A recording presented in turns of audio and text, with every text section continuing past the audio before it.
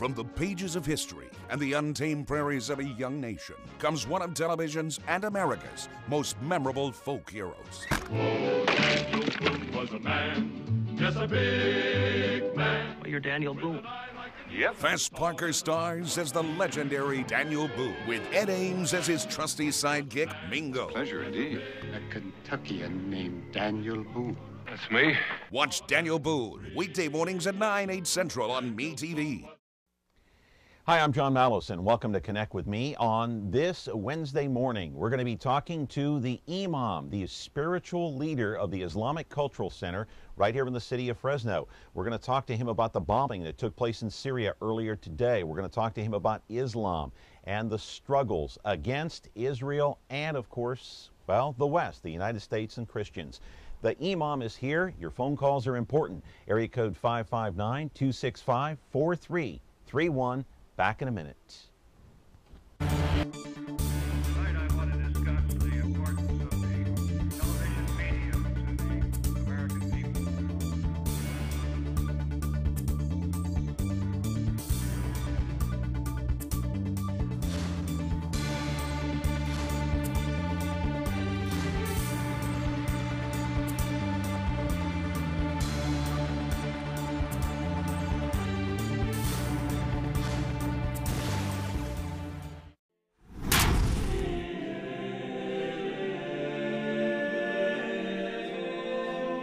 Today is the Spiritual Spectrum Day here on Connect with Me, and we open up the show talking about the bombings, the suicide bombings, 3 separate suicide bombings in the country of Syria. It killed more than 40 people. It happened in the city of Aleppo in Syria. There's a civil war going on there right now. It's been going on for the past 18 months, nearly 2 years now. We've got the Imam here in the house talking about that and other things dealing with Islam and the spiritual side of this whole thing with Islam, of course. And he is the spiritual leader of the Islamic Cultural Center. We'll go to the videotape and show you where that is located. It's at Maple and Knees. That's a zoom-in shot of the outside of the dome, a beautiful center. I was there the other day talking to the spiritual leader, Ali Ghazvini.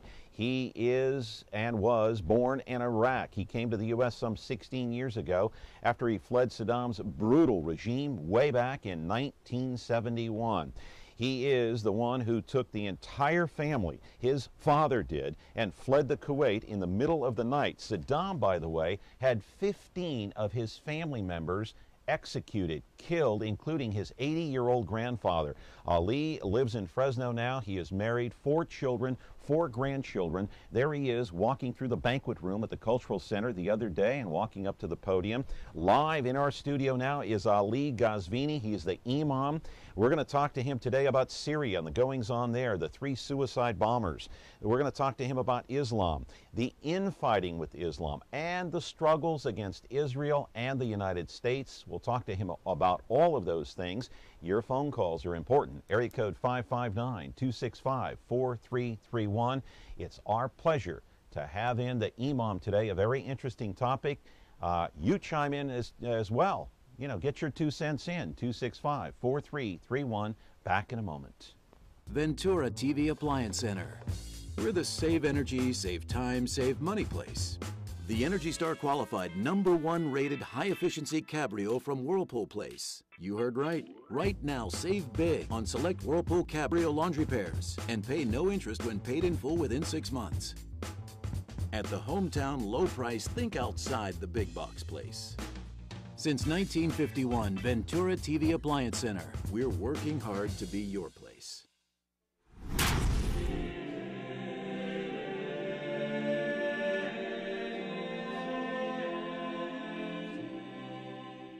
It's a topic that won't go away. It's a topic about Islam, the Muslims around the world, here in the United States, and of course in the Middle East, right next to the country of Israel. We have Ali Ghazvini here. He is the spiritual leader, the Imam That's the spiritual leader. That's why they call you the Imam, right? That's what it means? Yes, it means a spiritual leader, something similar to a pastor or a minister. All right, Yes. welcome. Thank you. It's good to have you here. Appreciate your invitation. It's my pleasure to be on your show. Well, listen, you're welcome here anytime, and it's our pleasure to see you. I want to get right to the news of the day. Earlier today All in right. Syria, there's been a civil war going on there for the better part of 18 months, maybe more. It's a large struggle. In the city of Aleppo, there were 3 suicide bombers. Let's go to the videotape, and I'll show you some of the destruction. It killed more than 40 people.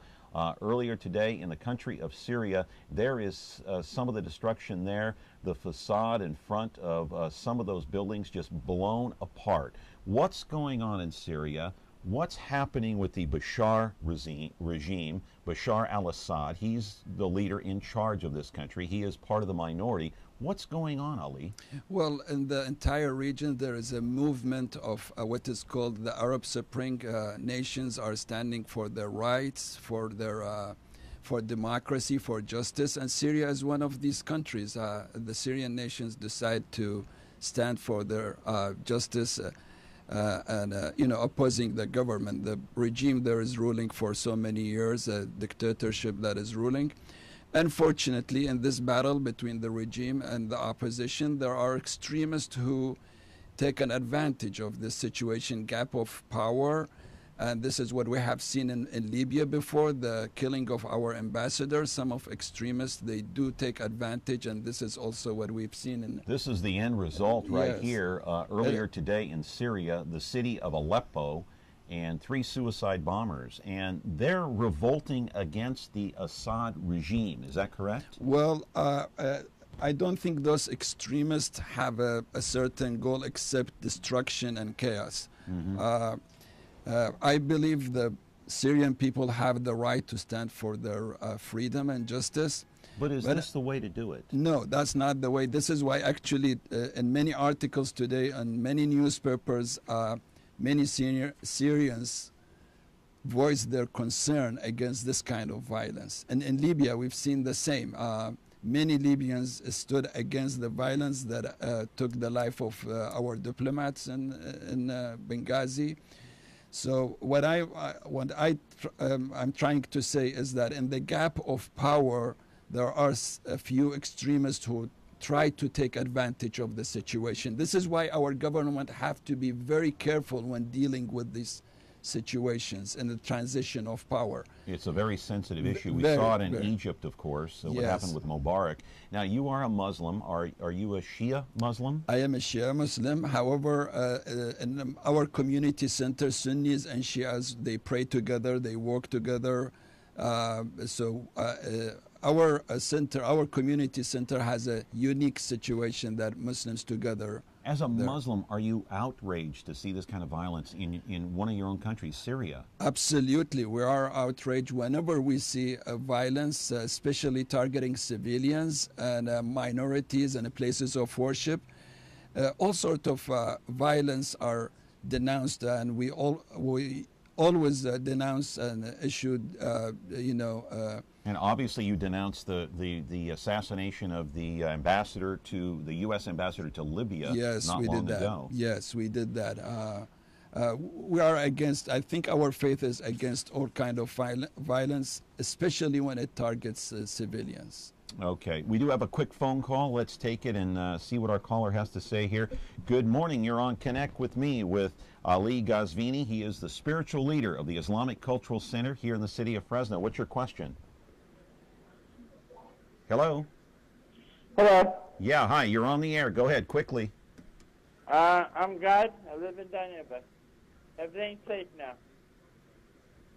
Okay, speak up, and what's your question? We My have- question, just help out people. Make them happy. Pardon Okay? me? Okay, thank Make you. them happy. My name's Mark. Bye-bye. Okay, thank you. I'm not sure what that question was, but I guess it was just a comment for the most part. We're going to put up on the screen many of these countries in the Middle East that are Muslim countries, but they are Shia and Sunni combined.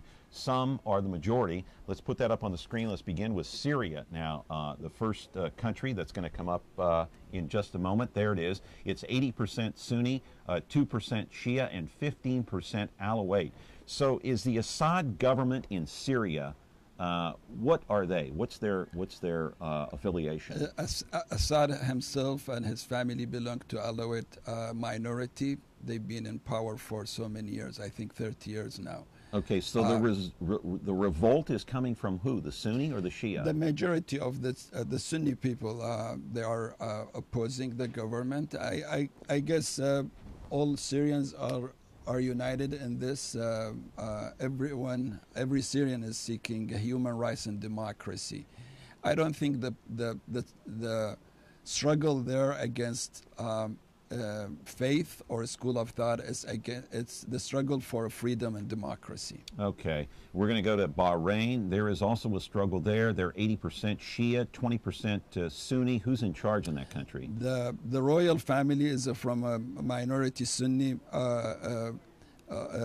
members of the society. The Shia are about 80 to 85%. Unfortunately, they lack their freedom and rights, so they are. So there's an uprising by the Shia there in that country right now. Yes. Similar to what's going on in Syria, only the reverse. Yes, the reverse. Yes. All right. Yeah. In Iraq, the country that you came from, 60 miles south of Baghdad, you've got 60% Shia, 15% Sunni. Yes, I was born in Iraq. 60 to 65% of the population are Shias. 15% are Sunni Arabs, and then we have 15% who are Kurds and Sunnis. And we're looking at Egypt now. Of course, the downfall of Mubarak, 80% Sunni, 1% Shia. Let's go on to Iran now, a big struggle there. Ahmadinejad is in power there, yes. 80% Shia, 10% Sunni. Yes, and we have also Christians and Zoroastrians and other faiths in Iran. There is also a crisis in Iran. Many Iranians are very upset with their. Ahmadinejad is what? Ahmadinejad, if we are talking about his faith, he's a Shia Muslim.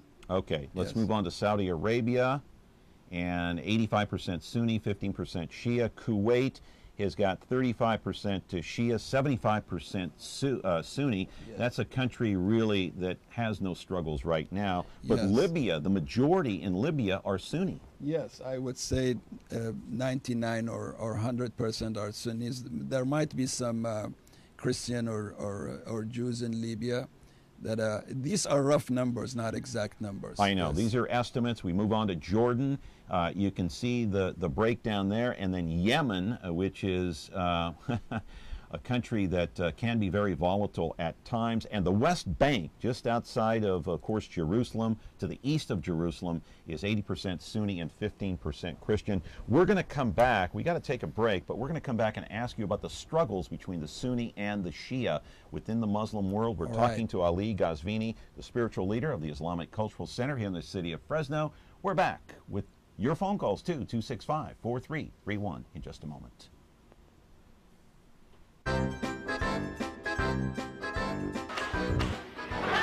Don't you ever hit me again!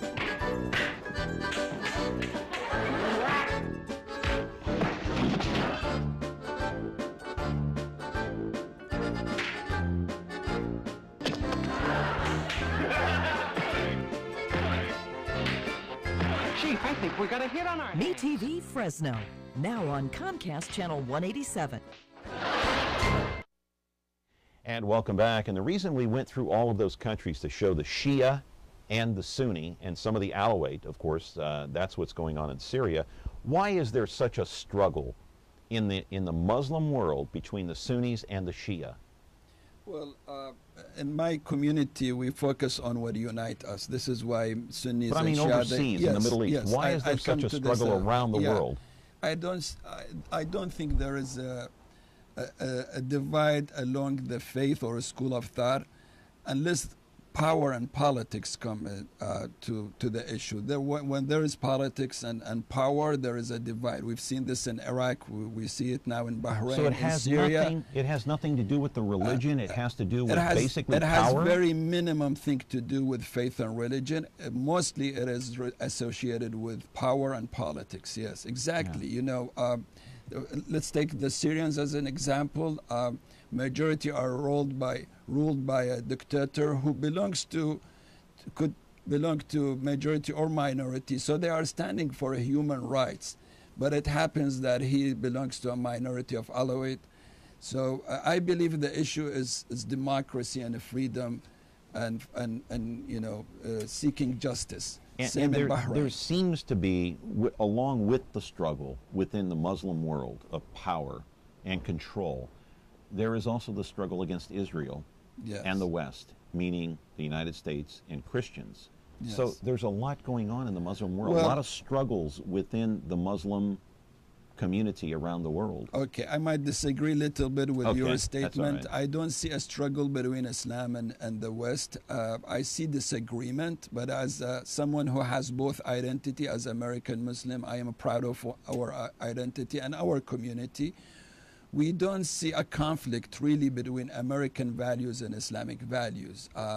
Many of these values are the same. However, with Israel, of course, there is a political issue. It has been for the last 60 years. There is a land being occupied. You're talking about the settlements that are going in Israel. Israel is occupying the West Bank still now. Our president has promoted two-state solution. I think this is something that United States can contribute to make a lasting peace settlement there. So I would like to make a difference between the struggle between Arabs or Palestinians and Israel and Islam and the West. I don't see a problem between Islam and the West in general. There is a crisis between Arabs and Palestinians. I want to put up a full screen chyron of some of the extreme groups that are within the Muslim community. And the reason I'm doing that, you've got Hezbollah, which is in Lebanon, Hamas, which is in Gaza, and Al-Qaeda, of course, they're all over the world. I didn't put up the PLO in the West Bank, but that represents a small group of the Muslim world. They do represent a very, very, very small group within the Muslim population. Of course, within the Muslims, we might disagree on who is extremist or who is terrorist or not. There is a majority, a general understanding that Al-Qaeda is a terrorist group. In every single nation, they are fighting Al-Qaeda. However, with other groups, you know, like Hezbollah and Hamas, there is disagreement. Like Europe still treat Hezbollah as a legitimate party. I want to take you inside the prayer room that you are very familiar with, inside the Islamic Center in Fresno here, the Islamic Cultural Center. I was out there, took some videotape earlier this week, I should say, and there it is. Now, this is where the Sunnis and the Shia, they come together here in Fresno to pray. We pray together here. If you join us on Friday at 1 p.m. for the weekly service, we pray together. This is our prayer room. And you see some guests there visiting us. This is where we pray, and of course we have other parts of our community center. How many times a day do you pray? We pray 5 times a day. Okay. Yes. And you must take your shoes off, right? When we enter the prayer room or during a prayer, it's recommended we take. Are you facing toward the east, toward Mecca? We face the Grand Mosque in the city of Mecca. Yes, we do that, and this is the reason for that is. Well, this is the command of God in the Quran that whenever we stand for a prayer, we have to face a certain direction, which is the direction of the Grand Mosque in Mecca. Okay. Yes. And who do you pray to? We pray to God. We only worship God. We love our Prophet Muhammad, who is the founder of our faith, but we only worship God. And God for us is the supreme power. He is the source of all beauty, knowledge, and he's beyond time and space and gender. Is the Muslim God Allah, I would assume? Yes. Is he the same God that Christians pray to? That's exactly what the Quran says. It says to Muslims that your God is the same God as the God of Jews and Christians. Yes. Okay. I've got one more piece of video that I want to show you here before we go to break real quick. Let's roll it and we can talk over it. And this is your dining hall? Yes, this is our social hall, multifunction hall. We have lectures, dining, all our social activities takes place there. Yes. Okay, and October 26th, you have a big event happening. Quickly tell us about that before the break. Muslims, on their calendar, they have two holidays. One is going to take place on October 26th, is the Eid, E-I-D. So that's a Muslim holiday. Yeah, yes, that's the Muslim holiday. We started with a prayer early morning, and the next day we have community celebration. Everyone is welcome to join us. The big feast. The big feast, yes. Okay. October 27th. Ali, we do have a phone call. Good morning. You're on Connect with Me. What's your question? John, good morning. Just a couple questions. Is classified as a Sunni? Am I correct? Am I getting that right? Who's Sunni? No, Ali here is a Shia Muslim. Shia. Oh, okay. I stand corrected. Could you ask the Imam how many live in Fresno, and is he comfortable with the people that he meets and talks to and lives with in Fresno? Does he find Fresno a place of camaraderie, friendliness, and loving people? Absolutely. I love Fresno. For 8 years I've been living in Fresno. I have a lot of friends. I'm proud of the city, my neighborhood, my neighbors. We do enjoy living here, me and my family, Central Valley, and many Muslims in our community. They do the same. We have many who are physicians, nurses, teachers, professors, home builders, farmers who love this area, Central Valley. They love their country. They contribute to the well-being of United States. The average of Fresno, for the most part, the people here are friendly towards you and your Muslim faith. Mostly, I would say yes, they are friendly. Unfortunately, sometimes we do receive some kind of unpleasant messages at certain times. But in general, we're being blessed with the friendship of people of Fresno and also other cities, neighboring cities. Yeah. Ali Ghazvini is our guest here. He's the Imam, the spiritual leader of the Islamic Cultural Center here in the city of Fresno. Back with more of your phone calls and the conversation in a moment. Is taking care of laundry taking too much of your time? Have you become a missing mom? With a new fast, efficient washer and dryer from Ventura TV Video Appliance, you'll spend more of your day the way you want. This Amana Super Capacity Washer Dryer Pair is now just $6.99, and this heavy-duty Maytag Super Capacity Washer Dryer Pair is only $8.99. Don't spend your life on laundry. Upgrade today at Ventura TV Video Appliance and save.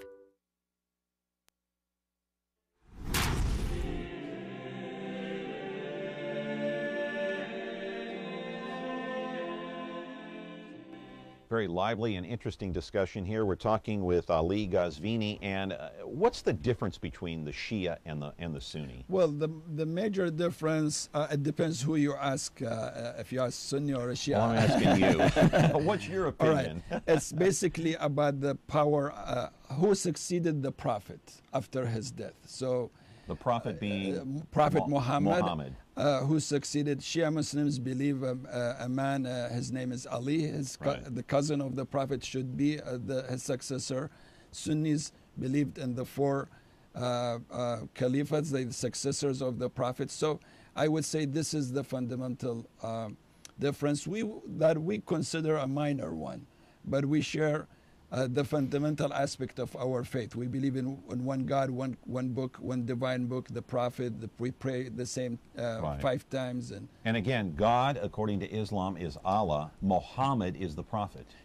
God, according to Islam, is God. in Arabic, they call it Allah. Allah. Even Arabic Christians, they call God Allah too. Okay. So basically, Allah is God, and this is and the Muhammad same. was the prophet. Muhammad was the prophet, yes. Okay. And yes. Alawite, where do they fit into the picture? Well, Alawite, mostly they lived in mountains. They have their own school of thought. I don't know how much is close to the mainstream Muslims. Many of Muslims, they say they do not share a lot of our views. I'm not aware of their principles, really. I'm mostly aware of what Sunnis and Shia believe. Now, you said earlier in this interview that you don't believe there's a struggle between Islam and the West. Absolutely, I don't believe it. A lot of Christians feel that there is. Well, this is why I am here. I would like to meet those friends, brothers and sisters, and talk to them. You know, we are proud of our identity as Muslims, as American. We do not see a conflict between. Yes, I disagree with many of our foreign policies in the region, but that does not mean that there is a major conflict between Islamic values and American values. Well, there's no conflict here. Your views are welcome on this program anytime. We do have a phone call for you, Ali. We'll take that and see what this is all about. Good morning. You're on Connect with me. Hello? Hello? Yeah, go ahead. Quickly, you're on the air. Ask the question. Yes. The Imam said that there is no problem between Islam and the West. Yes, sir. Now, I don't know. What I read in the Quran is, if you're not a Muslim, you are a dimna, you are a very bad person. And I asked the Imam, who is the kafir? When in Surah 9:5 says to kill all the Christians and Jews, lay in wait for them. Now, you know, if we want to say the truth, let's say the truth. Because Islam is against all non-Muslims. Islam has two houses of war, where the end result of Islam is to control the world politically and militarily. And this is what they've been trying to do ever since Muhammad started this so-called religion. He also, that's my question, how can you say you're peaceful if your Quran says for you to kill the non-Jews, the non-Muslims? Thank you. Thank you for the call. Appreciate it. Fair question. Well, go ahead. I am so sorry that a person would believe like that. In our faith, we do acknowledge and respect other religions. In the Quran, actually, 4 religions are mentioned and acknowledged. Which 4? Christians, Jews, Zoroastrians, and a minority called Sabian. They live in Iraq, maybe related to Christians, some kind of Christian sect. A testimony for what I am saying is Christians are living in the Middle East for thousands of years. Maybe not perfect situation, but they kind of that's an understatement, of course. they have been practicing their own faith. They are in many countries. They are member of the parliaments. Our faith commands me to acknowledge what is good and protect, especially when a Christian or a Jew lives in my neighborhood, whether it's an Islamic country or non-Muslim country. So this is a perception, John. Our faith does not command us to kill non-Muslims. In fact, our faith commands us to promote a very good relationship, especially with those who seeking peaceful relationship. Is that what you believe personally? You respect the Christians and the Jews? I think this is the belief of mainstream Muslims, who are about 95 to 98% of the Muslim population. Okay, we're quickly running out of time. Can you believe how fast this went? It's only yes, it's a half an hour. Yeah, I know we're already it. out of time. Now, promote your event again, October 26th. It's called the Eid. It's the Muslim holiday, and the day after, on the 27th, is a big feast. Yes. Start after afternoon, 4 p.m. At the afternoon, it's a bazaar. It's an occasion for food and rides, and everyone is welcome to bring their kids, children, and families to It's enjoy the Islamic Cultural Center at Nice and located at Nice and Maple. Nice and Maple, and that's on October 27th. We have 1 minute. We have 1 minute to wrap. Let's take a phone call real quick. No, we got no time? All right. Sorry, we're out of time. Should have called earlier. But anyway, you're welcome here anytime Thank you. And come back again. I really appreciate this opportunity. I think this is what we have to do. I am here to answer any question your audience, your listeners have, or they might call us or check our website. What's your phone number over there at the Islamic All Center? right, I'll tell you about our website. It's icfresno.org. And the phone number quickly? 297-9535 with area code 559. All They right. might call us, send us an email, check our website, come and visit us. If you have a personal question, please, you are welcome to come and join us, and I'll be glad to give you a tour and answer your question. All right, thank you. You're welcome here anytime. Lively Thank you, discussion and educational. Thank you very much. Appreciate it. Tomorrow, a big program. Tonight, the presidential debate, Obama versus Romney. Tomorrow, we'll recap the debate and tell you who won, or maybe you'll tell us who won. See you tomorrow.